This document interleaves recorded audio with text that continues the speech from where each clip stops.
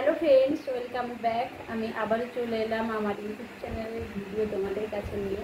Actually আজকে কোনো video করার মানসিকতা ছিল না, বাট করছি কারণ আমি বলবো আজকে কিছু আমার সঙ্গে ঘটে যাওয়া কিছু ঘটনা। তো আজকে সকালে নয়, ঠিক 10টার দিকে আমি বাজারে গেছিলাম ছেলেকে স্কুলে গিয়ে। তো বাজারে গিয়েই আমার সঙ্গে আজকে হয়েছে এটা। আমরা অ্যাকচুয়ালি মানুষের মানবিকতা অনেকটাই হারিয়ে ফেলেছি, নেই বললেই চলে। তো আমিও যে একদম ভালো সেটা বলছি না, যেহেতু আমার সঙ্গে খারাপটা হয়েছে সেটাই আমি তোমাদের সঙ্গে শেয়ার করবো, একটা ভিডিওটা বানাচ্ছি। তো যেটা হয়েছে সেটা কিন্তু ঠিক নয়। ইমানদার তো আমাদের হতেই হবে, মানে একটু ভালো তো হতেই হবে, না হলে মানুষ যে আমরা, তো পরিচয় আমাদের মানুষ থাকবে না। তো হয়েছে কি সেটা আগে খুলে বলি তোমাদেরকে। তো আজকে আমি বাজারে গিয়েছিলাম বাজার করতে। তো অ্যাকচুয়ালি মাছ আমি নিইনি, আজকে আমার মাছ নেওয়ার কোনো ছিল না বলে আমি কিছু সবজি কিনেছি। তো আমি 500 টাকা নিয়ে বাজারে গিয়েছিলাম। তো একটা দাদুর কাছে, আমি না বেশিরভাগ কী করি, যারা বয়স্ক মানুষ থাকে আর ঘরোয়া কম কম সবজি নিয়ে বসে থাকে, আমি প্রায় তাদের কাছে সবজিগুলো কিনি। সেহেতু একটা দাদুর কাছে না আমি সবসময় কলার মোচা নিই, মানে বাড়ির কিছু সবজি হয় দাদু নিয়ে আসে অল্প অল্প, আমি সেখানে গিয়ে কিনে নিই। তো সেই মতো আজকেও সেই প্রথমে গিয়েছি দাদুর দোকানে গেছি।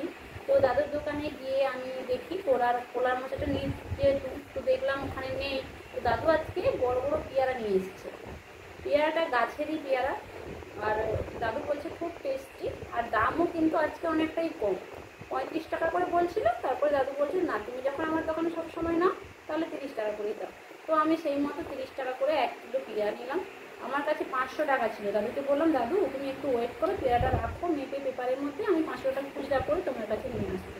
বলছে না, আমাকে দাও, আমার তো সব সবজি বিক্রি হয়ে গেছে, আর আমি তোমাকে 500 টাকা খুচরা দিতে পারবো। তো সেই মতো আমি দাদুকে 500 টাকার নোটটা দিয়ে দিই। দেওয়ার পরে যেটা হয়, দাদু আমাকে 200 টাকার দুটো নোট দিয়েছে, আর একটা 50 টাকার নোট, আর একটা 20 টাকার নোট দিয়েছে। তো ভালো কথা, আমি নিয়েছি আর পেয়ারাটাও নিলাম। নিয়ে আমি সবজি বাজারের দিকে গেলাম। তো একটা দোকানে গিয়ে দেখলাম শশা আছে খুব ভালো। তো আমি ভাবলাম তাহলে আমি শশাটাও নিয়ে নিই। তো শশাটা নিতে গিয়ে একটা কাকিমার কাছে শশা নিলাম। মনটা আমার আজকে খুব মানে মানে খুব চঞ্চল ছিল আর কি।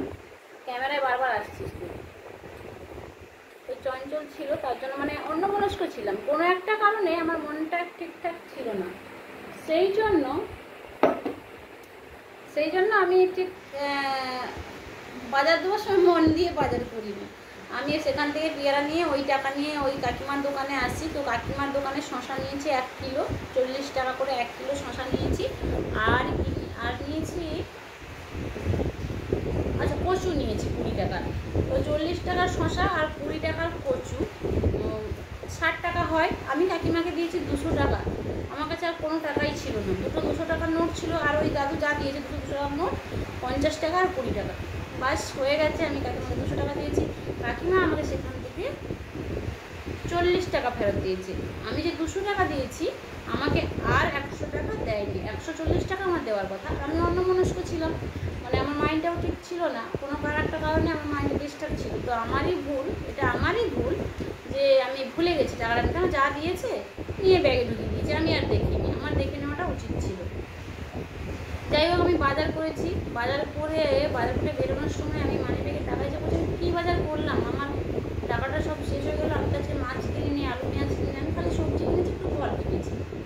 তো ভেবে দেখলাম যে আমি ওই মহিলাকে 200 টাকার নোট দিয়েছিলাম, আমাকে 40 টাকা দিয়েছে, আর বাকি 100 টাকা দেয়নি। আমি সঙ্গে সঙ্গে ভুলে গেছি। তো ওখানে গিয়ে বলছি যে কাকিমা, তোমাকে আমি 200 টাকার নোট দিয়েছিলাম, তুমি আমাকে 40 টাকা দিয়েছো, 200 টাকা ফেরত, 100 টাকা ফেরত দাওনি।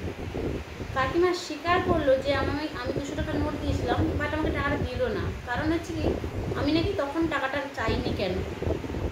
একজন ব্যবসায়ী, উনি ব্যবসা করতে এসেছেন বাজারে, ইমানদার থাকাটা ওর পক্ষে জরুরি নয় কি? আমার 100 টাকা নিয়ে ওনার কিন্তু কিছু হবে না, আর উনি 100 টাকা নিয়েও বড়লোক হতে পারবেন না।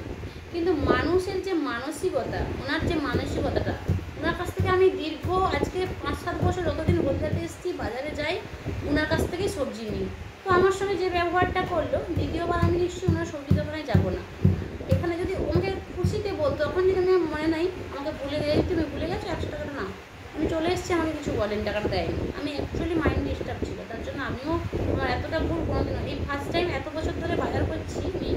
হাজব্যান্ড যেহেতু থাকেন না, আমাকেই সবজি বাজার মাছ বাজারটা গিয়ে বাজারে করতে হয়। এতদিন আমার একটাও কোনোদিন এরকম ভুল হয়নি যে আমি টাকা কম নিয়ে বাড়ি চলে এসেছি। তো সেটা যেহেতু হয়েছে আমার নিজেরই ভুল, আমি স্বীকার করেছি। আমি টাকাটা পাইনি আমার কোনো ব্যাপার নয়, কারণ আমার 100 টাকা নিয়ে কিছু হবে না। কারণ আমি একদিন ডাক্তার দেখাতে গিয়েছিলাম, সেখানে যাচ্ছি বাস স্ট্যান্ডে যাবো, একটা মাসির সঙ্গে দেখা হয়েছে, মাসি খালি পায়ে ভিক্ষা চেয়ে আসছে।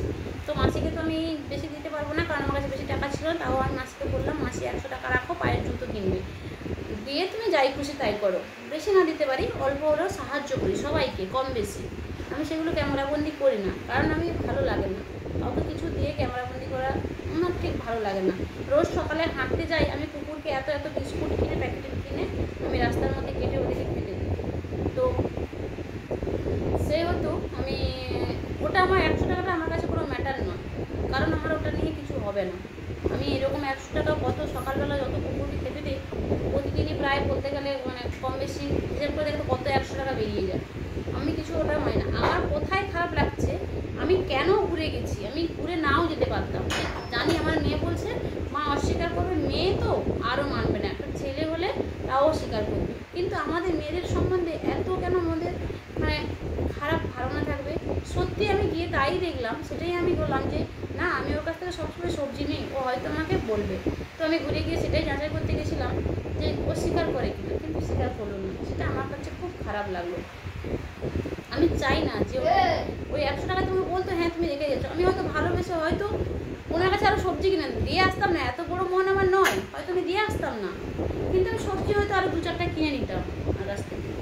কিন্তু অস্বীকার করলো, দিল না, আর বললো সে যখনের ব্যাপার তখন চলে গেছে, তখন বললেন যখন আমরা কিছু করতে, আমি দিতে পারবো না, আমি দেবো না, নাই বলে দিল। এতটা আমার খারাপ লাগলো, টাকাটা যাওয়ার জন্য আমার খারাপ লাগলো না, ও মানসিকতাটা দেখে, ব্যবহারটা দেখে এতটাই খারাপ লাগলো, কি বলবো, নিজেরই অনেকক্ষণ এসে না বাড়িতে চুপচাপ বসে আছি যে কেন মানুষ এতটা খারাপ হয়, এতটা খারাপ মনের হয়।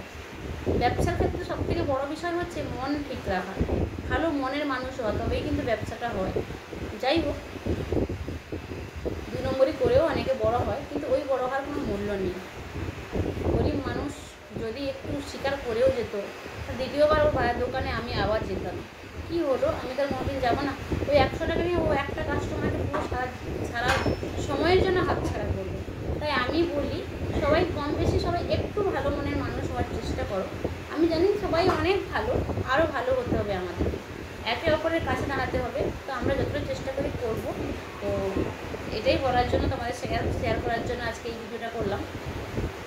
অ্যাকচুয়ালি আমার টাকাটা নিয়ে কোনো ম্যাটার নয়, আমার সঙ্গে এই ঘটনা ঘটার জন্য আমি খুবই দুঃখিত। আজকে খারাপ লাগলো যে আমি তো কোনোদিন কারোর সঙ্গে, আমার জ্ঞান তো কারোর সঙ্গে এরকম খারাপ কোনো কিছুই করিনি। যাই হোক, যা হয়েছে হয়েছে, ওটা নিয়ে ব্যাপার না।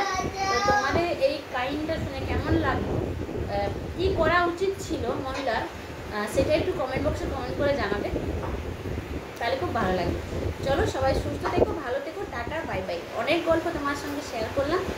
আমি মাঝে মাঝে এরকম আমার জীবনে ঘটে যাওয়া কিছু ঘটনা তোমাদের সঙ্গে শেয়ার করতে আসবো। তোমরা যদি ভালো লাগে একটা লাইক কমেন্ট করবে, পারলে একটা শেয়ার করে দেবে। চলো, নতুন বন্ধুরা সাবস্ক্রাইব করো, টাটা, বাই বাই।